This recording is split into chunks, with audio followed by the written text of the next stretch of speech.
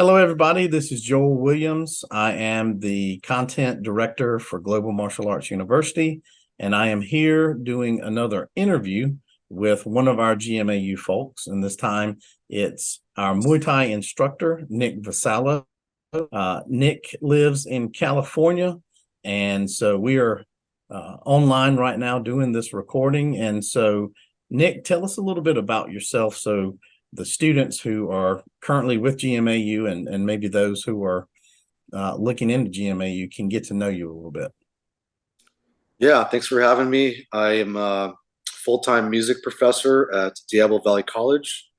I also happen to go to school there, so it's kind of cool being an alumnus and now a full-time professor. So that's my day job. And I also teach 4 days a week at Danville Jiu-Jitsu and kickboxing. And that happens to be where I got back into martial arts after taking sort of a hiatus. I also teach at GMAU, as you know, and I co-own a screen printing business called We Need Merch. Wow, that you got quite a bit on your plate. So tell us a little bit about your martial arts journey. What martial arts have you been involved in, and how did that path lead you to Muay Thai? Yeah, I would say my first combat was back when I was maybe 6 or 7 or 8. My cousin would basically make me fight kids at the park, and him and his teenage friends would watch. That isn't the real way to teach martial arts, but that was my first experience. Mhm.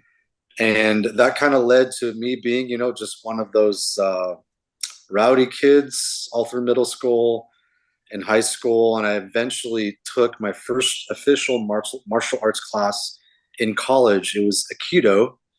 And yeah, I learned all the wrist hand throws and how to tumble. And it seemed more like pro wrestling to me. So I wanted to strike. And I took Taekwondo and karate also in college. And that still didn't quite satisfy the itch. And I saw a heavy bag on the wall and some other guys hitting it and sparring. And I was like, what are you guys doing? That was kickboxing. And I jumped right into kickboxing and fell in love. It was a good mix between boxing and kicking, and there was sparring. So that's where I kind of spent a few years doing that until I got into grad school. That's where martial arts pretty much completely stopped. And I just dedicated my life to, academia and studying and research and all that stuff that you probably know well, Joel.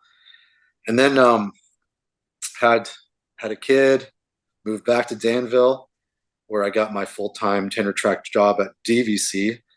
And I was like, there's something missing. I wasn't quite sure. I've been playing music all my life, playing live and touring, and that was sort of filling the void, but I stopped doing that as well. So I kind of just walked into my local Muay Thai jiu-jitsu gym on a Wednesday morning. I'll never forget. And then hit pads for the first time in 10 years. I was rusty as hell, but it felt good. And I haven't stopped since. So since then, I've been training Muay Thai, kickboxing, and jiu-jitsu. Again, I probably should mention I got into jiu-jitsu in 2012 at Half Gracie. And then I took the break as well at the same time to go back to college, be a professor and stuff. So this is my journey back to martial arts, and I've been obsessed with it. It's been that piece of my life that I've been missing, that void that kind of completes me. I do go to school and, have black eyes, and once in a while my colleagues, my students will ask me, what do you do? And I tell them, like, why do you do that? You're a music professor. And I tell them, well, you know what, when you are faced with the daily stress of someone trying to kill you, it makes the everyday, issues with your job, with your life, with your family, whatever it is, it makes it that much more easy to overcome. And so, yeah, that's basically my martial arts journey. Yeah, I appreciate you hitting on that that one point about one of the unexpected benefits of martial arts is this, helping you deal with emotions and negative energy and just in a positive way, making you feel tired and fatigued and centered, maybe recentered. is a way to say it. And that's not a top reason for people to get into martial arts, but pretty much everybody discovers that it's a benefit that you just get by default. So that's a really cool thing, and I'm glad you mentioned that. But I do want to ask you about your Muay Thai instructors, because I know, because since I know a little bit more about your background, I know that your Muay Thai instructors were champions. So can you and I think it would be important for GMAU students and those who may be viewing this video who aren't part of GMAU to understand, you know, the background and the lineage and the seriousness of the training and the background that our instructors at GMAU have. Yeah, totally. So there is a lineage, and I pretty much, if we trace it from the bottom to up the hierarchy, part of the Fairtex clan. And so basically, when I walked into that 2016, I walked into the gym in 2016. I walked in as a kickboxer. I've never really used knees or elbows before. And Stephanie Moon, she was the kickboxing instructor, Muay Thai instructor at the time. She took me in, and I fell in love with Muay Thai. She has been competing, I don't even know how long, since the old school days, 2000s.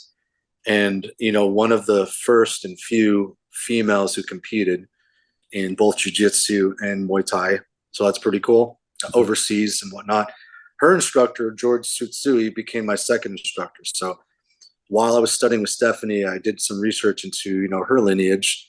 And I did want to get some extra training and extra tutelage and take my game deeper, train on my off days at some other school. So I started training with George, and that was privately. And George is a 5-time Muay Thai champion, I believe. And he came under the Fairtex school in San Francisco, which is the first Muay Thai, I believe, in the West Coast. So this is like the OG late 90s, early 2000s Muay Thai in the US.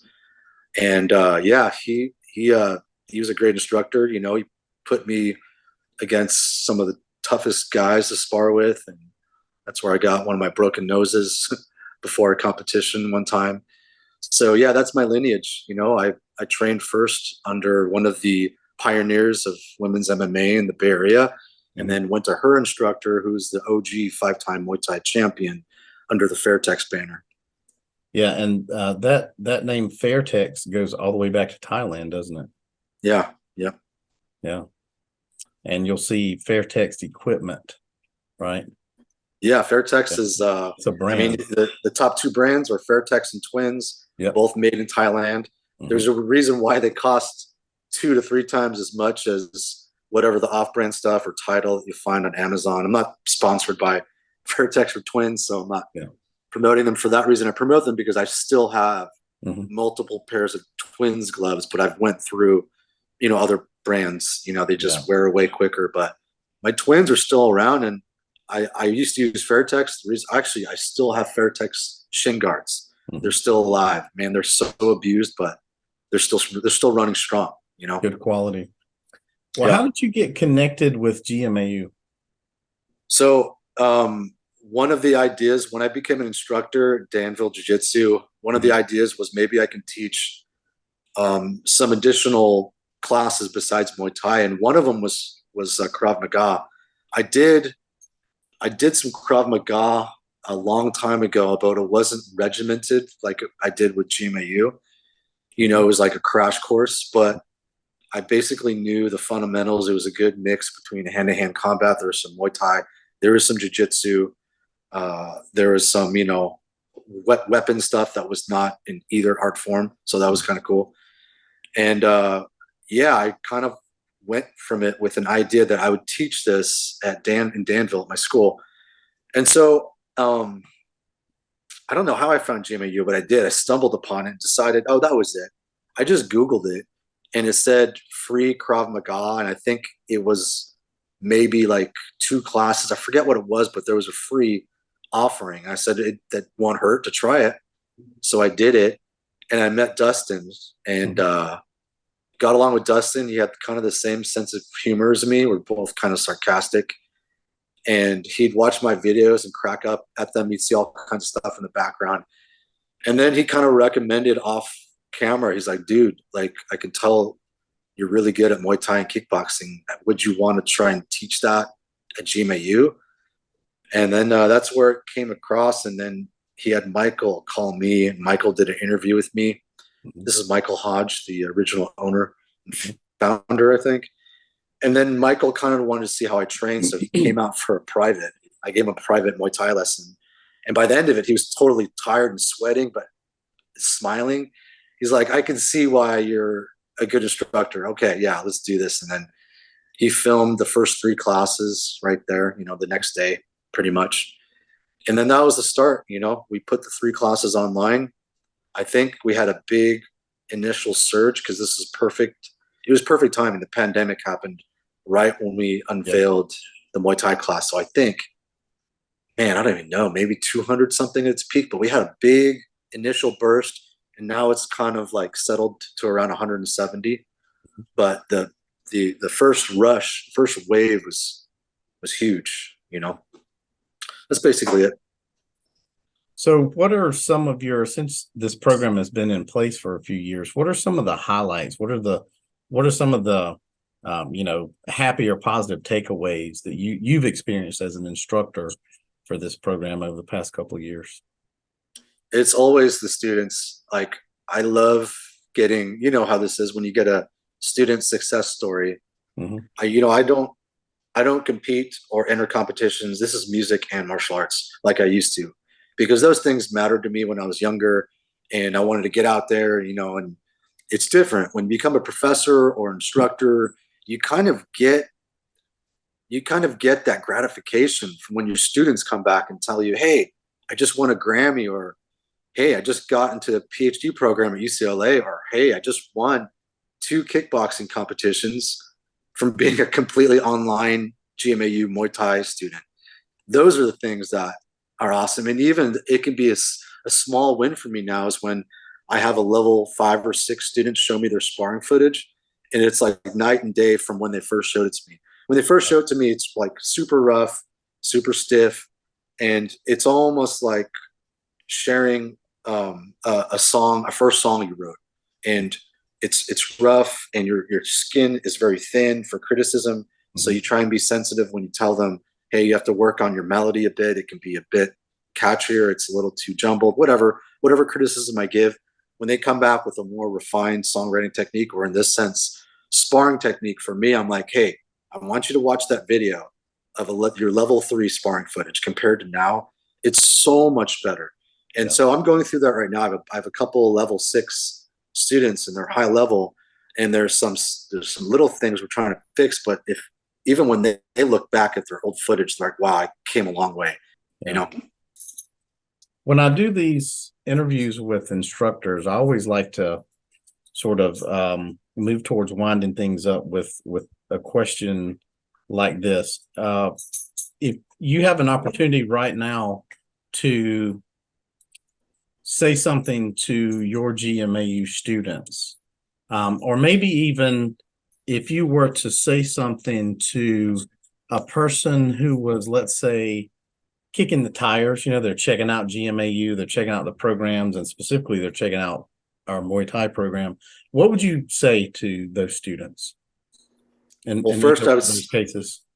Yeah, first I would say to the students that are still deciding, and they're on the fence of whether or not they want to try a class, you know, it doesn't hurt. It's a free trial. It's the same thing I say to my students or friends or family or whatever when they want to try an in-person gym. There's usually a trial period. It doesn't hurt to try. You can see whether or not you like it, whether or not it's a good fit for your life, or whether or not you vibe, right? Yeah. This is an online platform, so the advantage of this is it's really you can really do this school, you know, on your own time. You don't have to be there. You know, the days where I teach in person, those are my in-person schools, or you don't have to be there to set time. It's really whenever you can, whenever you want to make it. And that goes to my next comment to the students. that are current students is don't delay, that training time. Let's make a set time that you can fit in your schedule and you stick to it. And that's the hardest part about being in an online class. That's the hardest part about learning online, is staying true and dedicating yourself to that decision. Like, I'm going to be a student. I'm going to be self-motivated. I'm going to do this every other day at this time. Do it. Put an alarm on your iPhone, have it reoccurring, give you 10-minute heads up.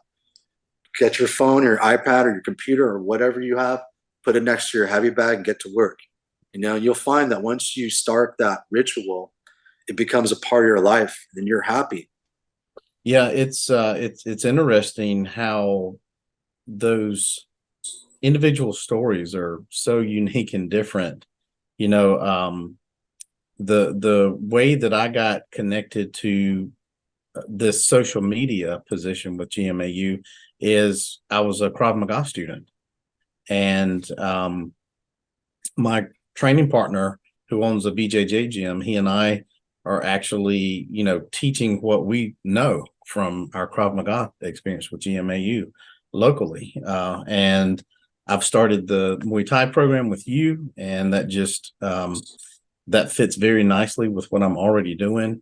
But I really like you made several good points there, and I'm gonna make sure that whoever's watching and listening to this knows that there are links below here on this channel where, with all of our GMAU programs, there you can set up a free beginner's account. Doesn't cost anything, like you said. It's totally risk-free. And you can see all of the white belt material or level 1 material in the case of Muay Thai. So you can see and access all of that.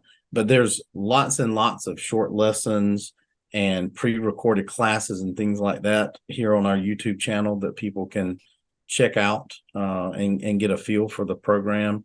And we've got some really cool student success stories like you mentioned, and a few of those from Muay Thai in particular. So I'm going to be sure that I've got links directly to those, since this is an interview with you and the Muay Thai program. So people will be able to link to other related things too.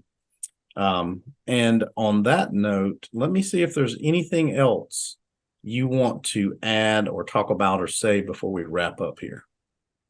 Just go train. Everyone, you should go train, find a gym, join GMAU, do something, move around, learn how to protect yourself, have fun doing it, get your friends and family involved. I got my kids involved. My wife is so obsessed with it now, maybe a little too much, but it's great. Make it a part of your life. It's just like music. It's an art. You can learn a lifelong skill. No one can ever take it away from you. And it could fill that void in your life that you didn't know you had. So yeah, go train. Awesome. Well, Nick, thank you so much for your time today. It's been a pleasure to get to know you even better. And I hope that those who are viewing this really take heed to the things that you're recommending, your advice, and that this is a good opportunity for them to get to know you better, the Muay Thai program better, and GMAU better. Awesome. Thanks, man. All right. See you guys.